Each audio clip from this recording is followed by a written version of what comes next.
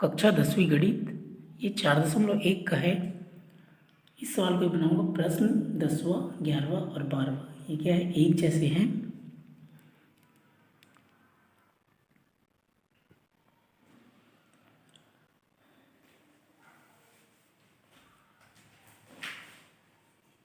देखिए प्रश्न 10वां सवाल है ये। फूलों की एक क्यारी की पहली पंक्ति में 23 पौधे हैं, दूसरी पंक्ति में 21 पौधे हैं, तीसरी पंक्ति में 19 पौधे हैं इत्यादि। इस क्यारी की अंतिम पंक्ति में 5 पौधे हैं। क्यारी में कुल कितनी पंक्तियां हैं? तो देखिए समांतर श्रेणी का सवाल है, तो आप ध्यान से देखेंगे। सबसे पहले इसको लिख लेंगे, पहली पंक्ति में कितना पौधा है।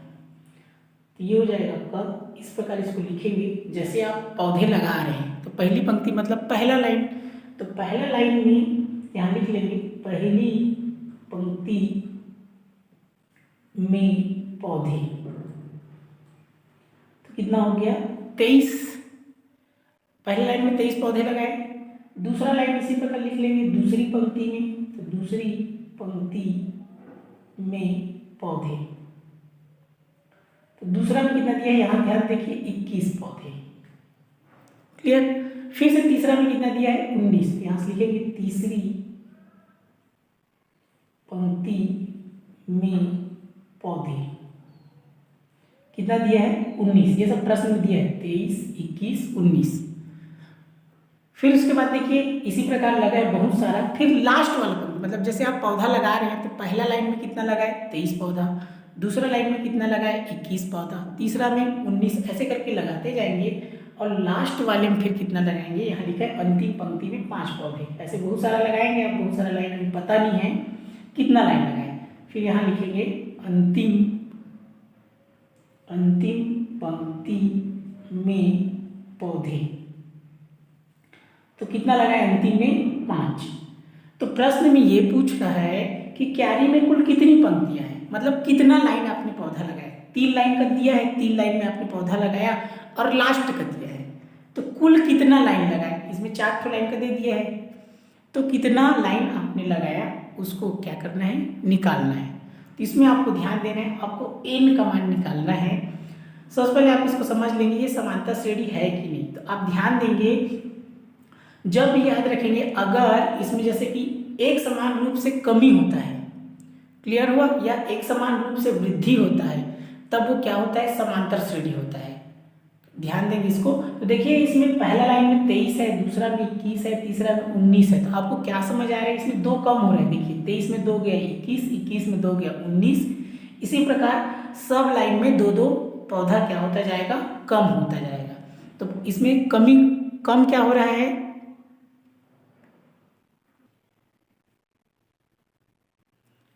तो इसमें पौधे क्या होते जा रहे हैं, कम होते जा रहे हैं।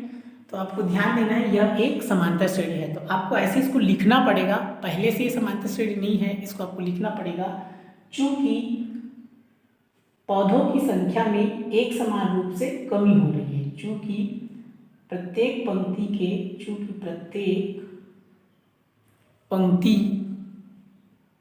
के पौधों की संख्या में एक समान रूप से कमी हो रही है। एक समान रूप से कमी हो रही है। अतः यह क्या है, अतः यह समांतर श्रेणी है।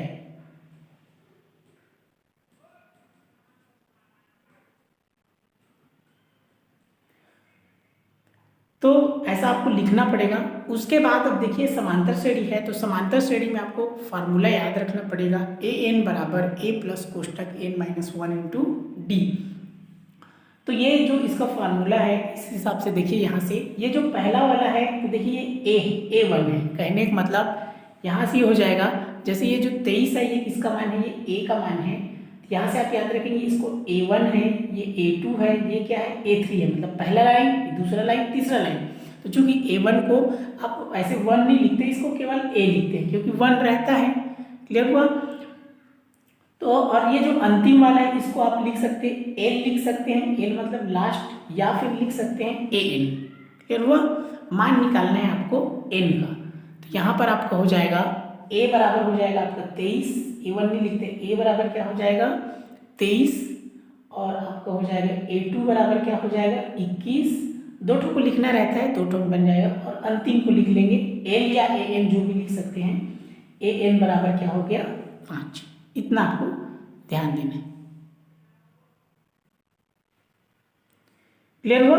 अंतिम पद मतलब लास्ट होता है, या ए एन लिख सकते हैं। आपको निकालना है एन का मान निकालना है। क्या निकालना है? एन का मान निकालना है। यहाँ शुरू को दो ठो लिखेंगे तो आ जाता है, क्योंकि उससे हमको डी निकालना रहता है। तो यहाँ से आप डी निकाल लेंगे, तो डी जो इसका होता है डी बराबर होता है सार्वंतर। तो डी का मान निकालेंगे तो डी बराबर होता है A2 माइनस ए, दूसरा पद माइनस पहला पद। A2 का मान क्या दिया है 21, और ए का मान क्या दिया है 23। तो D बराबर हो जाएगा आपका,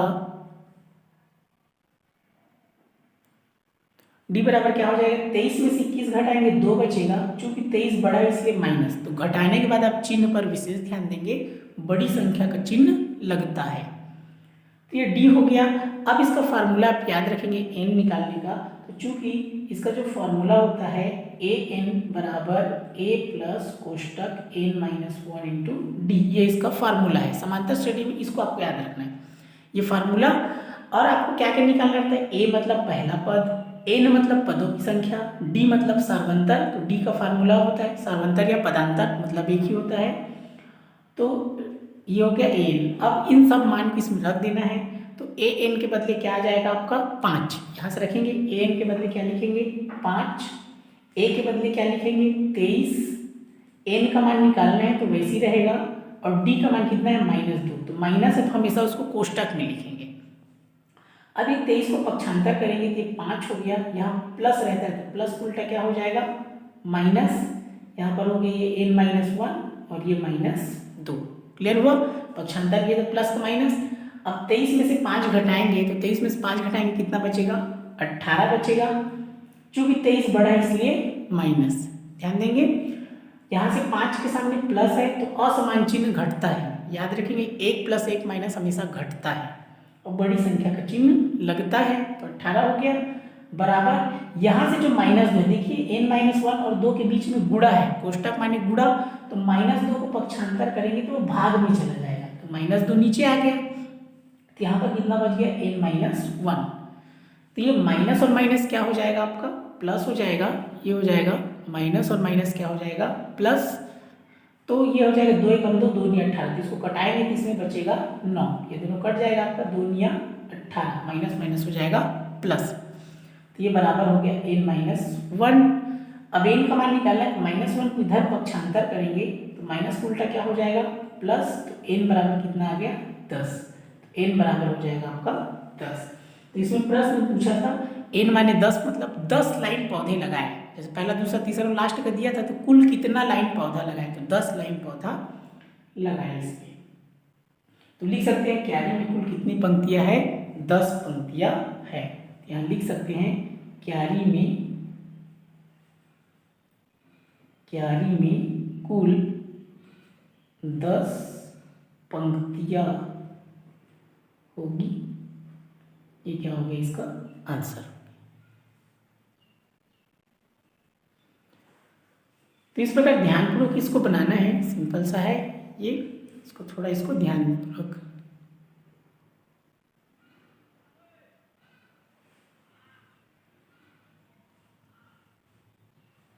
पक्षांतर करते वक्त आपको ध्यान देना है कि कहाँ पर प्लस होता है, कहाँ माइनस होता है, गुणा भाग में जाता है, और घटाने के बाद बड़ी संख्या का चिन्ह लगता है। इन सब पर आपको ध्यान देना है।